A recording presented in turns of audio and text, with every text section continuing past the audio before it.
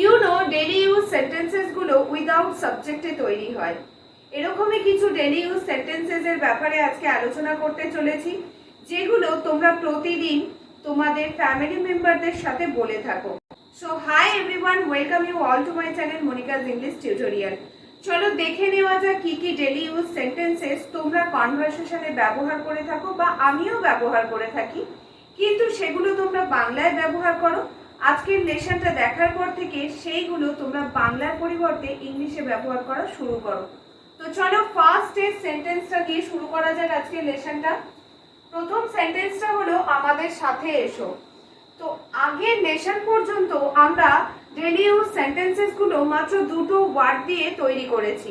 সেখানে দুটো ওয়ার্ড ছিল, তাতে আমাদের সেন্টেন্স তৈরি করতে খুব সুবিধা হয়েছে। কিন্তু আজকের যে সেন্টেন্স গুলো রয়েছে দেখো বেশিরভাগটাই কিন্তু তিনটে ওয়ার্ড দিয়ে তৈরি। তাই এই সেন্টেন্স গুলো তৈরি করার জন্য কি করবে?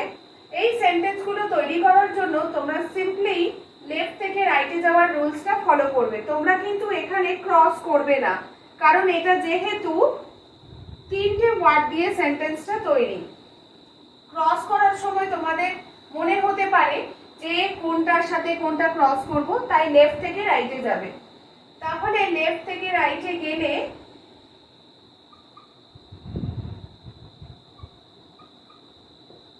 আমরা কি পাচ্ছি? আমাদের সাথে এসো, কাম উইথ আস, অর্থাৎ এসো এর জন্য কাম, সাথে এই ওয়ার্ডটার জন্য উইথ এবং আমাদের এই ওয়ার্ডটার জন্য আস ব্যবহার করা হলো।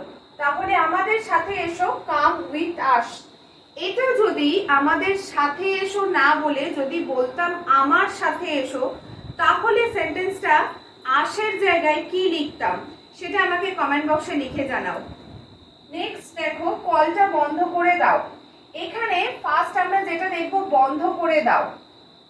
বন্ধ করে দাও এর জন্য আমরা যে ইংলিশটা লিখবো সেটা হলো টার্ন অফ। টার্ন অফ মানে হচ্ছে বন্ধ করে দেওয়া, কিন্তু যেহেতু কলটা রয়েছে তাই আমরা অফটা এখন লিখবো না। কি লিখবো? Turn the tap off. তাহলে কলটা বন্ধ করে দাও, টার্ন দা ট্যাপ অফ। বা তোমরা এটাও বলতে পারো টার্ন অফ দা ট্যাপ। কলটা বন্ধ করে দাও, এটাও বলতে পারো টার্ন অফ দা ট্যাপ, অথবা তোমরা টার্ন দা ট্যাপ অফও বলতে পারো। এখানে যদি থাকতো কলের জায়গায় যদি থাকতো ফ্যানটা বন্ধ করে দাও বা আলোটা নিভিয়ে দাও, তাহলে ইংলিশটা কি হতো? শুধু ট্যাপের জায়গাটা চেঞ্জ হতো। কি হতো? Turn off the light or turn off the fan. দেখো এখানে কেন দা এর ব্যবহার করা হয়েছে? কারণ কলটা দেখো, আমি এর আগেই তোমাদের শিখিয়েছি কোনো শব্দের সাথে যখন দেখবে টি বা টা যোগ আছে তখন কিন্তু সেই শব্দটার আগে অবশ্যই একটা দা ইউজ করবে। তাহলে দেখো এখানে যখন কলের সাথে টা রয়েছে তখন ট্যাপের আগে আমরা দা এর ইউজ করেছি। তাহলে বাংলায় যখন টা শব্দটি শেষে থাকবে তখন ইংলিশে টা এর জন্য শব্দের আগে অর্থাৎ ওয়ার্ডের আগে আমরা দা ইউজ করব। ওকে, ক্লিয়ার? নেক্সট দেখো, সোজা হয়ে বসো। তাহলে সোজা হয়ে বসো এর জন্য কি বলবো? Sit upright.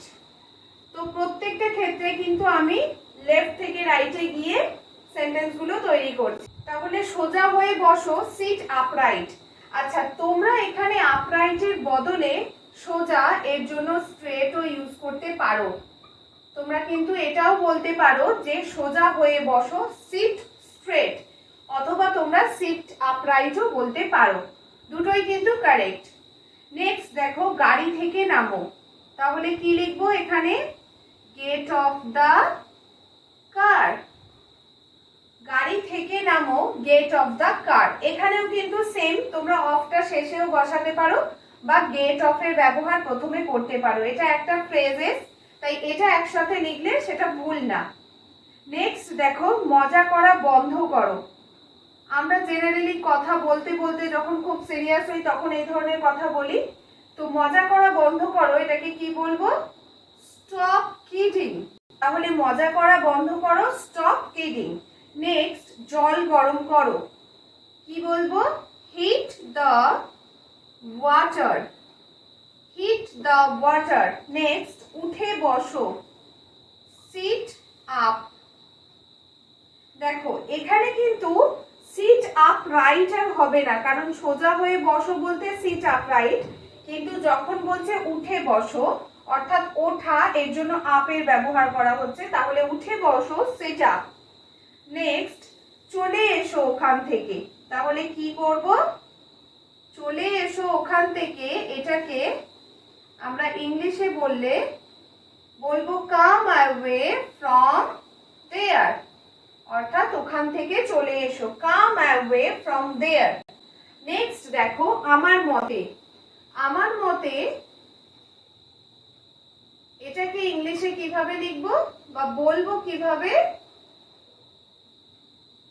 এটাকে বলবো in my opinion. In my opinion.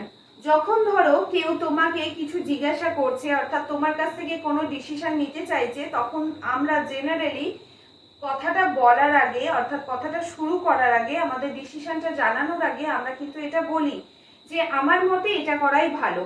তাহলে আমার মতে, তখন সেখানে এটাকে বাংলায় না বলে তোমরা ইন মাই ওপিনিয়ন এটা কিন্তু বলতেই পারো, তাহলে সেন্টেন্সটা শুনতে খুব ভালো লাগবে। নেক্সট দেখো, এটা নিজে করো। কি করব? Do it yourself.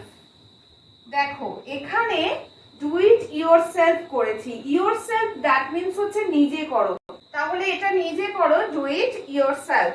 নেক্সট, হাত ধো, ওয়াশ ইয়োর হ্যান্ডস। তাহলে হাত ধো, ওয়াশ ইয়োর হ্যান্ডস।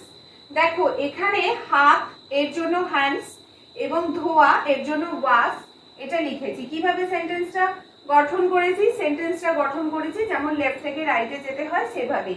এটা কিন্তু দুটো ওয়ার্ড দিয়ে ছিল, তো দুটো ওয়ার্ড দিয়ে সেন্টেন্সটা তৈরি হলেও আমরা যখন ইংলিশে ট্রান্সলেট করেছি, দেখো সেখানে তিনটে ওয়ার্ড হয়েছে, অর্থাৎ ইয়োর এই ওয়ার্ডটা এক্সট্রা অ্যাড হয়েছে, কিন্তু বাংলায় ইয়োর মানে তোমার, এই কথাটা কিন্তু বাংলা সেন্টেন্সে লেখা নেই। তাহলে ওয়াশ ইয়োর হ্যান্ডস, এখানে কি ইয়োরটা বাদ দিয়ে দিতে পারি? একদমই তোমরা বাদ দিতে পারো না, এখানে কিন্তু অবশ্যই ওয়াশ ইয়োর হ্যান্ডস বলতে হবে। কারণ দেখো হাতটা কার? যাকে হাতটা ধুতে বলছে তার হাত। অর্থাৎ ধরো তোমাকে কেউ বলছে যে বাইরে থেকে এসেছো, হাত পাটা ধুয়ে নাও, তার মানে তোমাকে বলছে, সেই জন্য ইয়োর কথাটা যোগ করতে হচ্ছে। যেহেতু হাত তোমার, সেই জন্য এখানে ইয়োর হ্যান্ডস বলা হচ্ছে। নেক্সট দেখো, মুখ ধো। তাহলে মুখ ধো বলতে সেম ভাবে আমরা লিখব wash your face. Okay, wash your face. এখানে দেখো হ্যান্ডস এর সাথে কিন্তু একটা এস যোগ করেছি। কারণ কি? কারণ আমাদের কারোরই একটা হাত না, সকলেরই দুটো হাত। তো দুটো হাত হওয়ার জন্য, অর্থাৎ মোর দ্যান ওয়ান হলেই কিন্তু তখন সেই ওয়ার্ডটার সাথে এস যোগ হয়। অর্থাৎ যখন একটার বেশি দুটো বোঝাবে তখনই কিন্তু এস যোগ হয়। যেহেতু হ্যান্ড একটা নয়, দুটো হয়, সেই জন্য আমরা হ্যান্ডস বলবো। ওকে, নেক্সট, মুখ ধো, ওয়াশ ইয়োর ফেস। এবার যদি বলি সাবান দিয়ে, তাহলে কিভাবে লিখবো? With soap. উইথ সোপ, সাবান দিয়ে উইথ সোপ।